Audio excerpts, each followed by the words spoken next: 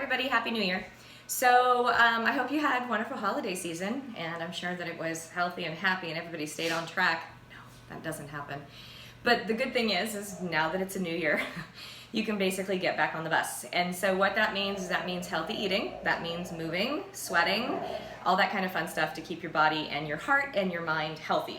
So I want to do today's segment on breakfast because I haven't done that yet. But first I want to back it up a little bit. I want to talk about my opinions on eating.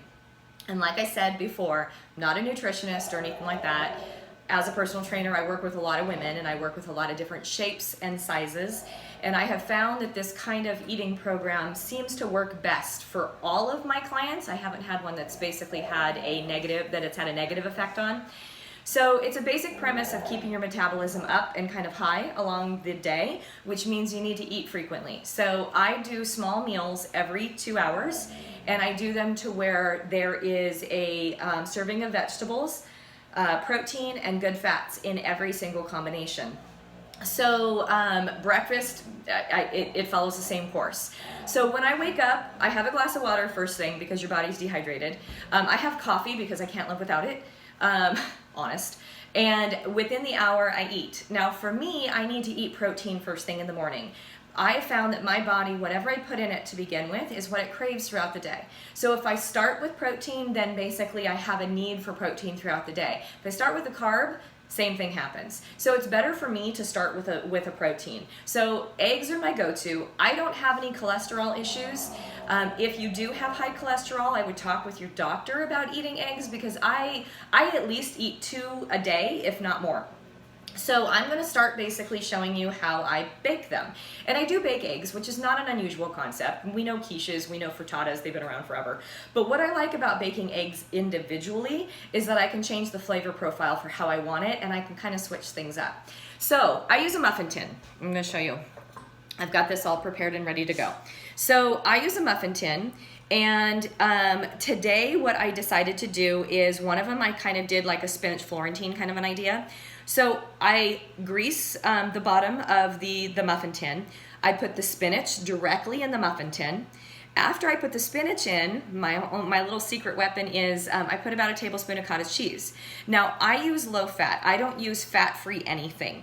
And that way it adds a little bit of denseness to the egg as well as almost like a cheese kind of creaminess without actually adding cheese.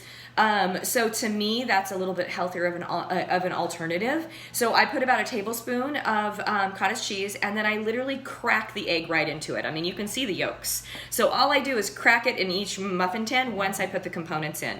Now, one of the things that I added to this one is I add just a little dollop of spicy brown mustard because I like the flavor combination, adds a little bit of a kick. I use salt and pepper. You can also use garlic or any type of like a seasoning to kind of season it up a little bit. Red pepper flakes if you want it super spicy, anything along those lines. So you can kind of change the flavor profile. I'm making 6 today because I want 2 for the rest of my week. The other 3 that I made are actually more of like a Mexican flair. So what I did is I actually had some ground up organic turkey as well as some black beans. So I put those at the bottom of each muffin tin, and then I added a dollop of salsa, which is more like a pico de gallo that I went with, so that it kind of has a little bit more of a texture rather than kind of more like a runny salsa because it might make it a little bit watery. So I put pico de gallo in there, and then I went ahead and I just cracked the egg over the top of it. So simple way to do it. I bake it at 350. I keep an eye on it, but normally it tends to be about 8 or 9 minutes that it's in here baking. And put that in there and get it started. And I like to have the yolk a little soft because I'm gonna reheat it. So I don't want it to dry out, so I do like the yolk a little bit runny when I first do it. And then, so I just kind of keep an eye on it. Now, if you're gonna eat them right away, cook them all the way through, and just keep it simple. But for me, reheating it, I want it a little underdone, so that's what I look for. Now, after I have my 2 eggs in the morning, and I've had that, about 2 hours later is when I eat my next meal. And my next meal typically is a carb-based one. So, because I need them, we burn a lot of energy. Everybody needs carbs. Don't play the no-carb game. It's not worth it. So sometimes it's a sprouted grain whole wheat toast. Sometimes it's, you know, sliced turkey on the toast. Sometimes, and more often than not, it's oatmeal. I am not an oatmeal fan. It is so good for me, and I know that, but I've never really felt a love for oatmeal, I'll just be real. But one of the things that makes it a little bit nicer for me is I like steel cut oats. They have a little bit more of kind of a nutty flavor to them. The texture is a little bit different. I feel like I'm eating something as opposed to, I don't know, it's a bowl of porridge. So I like to add to it and basically switch it up a little bit. So my little key though, because steel cut oats are a pain in the butt to cook, my little tip is I use my rice cooker. So I have a rice cooker that basically holds about 4 cups of liquid. Today I am making 3 cups of liquid, and which means that you have to add half the amount of either rice or steel cut oats. So this was kind of an experiment, and I did it, and it works beautiful. So 3 cups of unsweetened vanilla almond milk, and then 1.5 cups of steel cut oats. In addition to my oats, and you'll see that, my dogs are playing in the background if you heard that, I add fruit. So I have Honeycrisp apples, and I also have pecans in here today. And I'm gonna go ahead and simmer it all together because it adds a nice flavor to it. My dogs are going crazy. This is kind of funny. Then I go ahead and I put it just like you do, and you cook it just like rice. I put the lid on.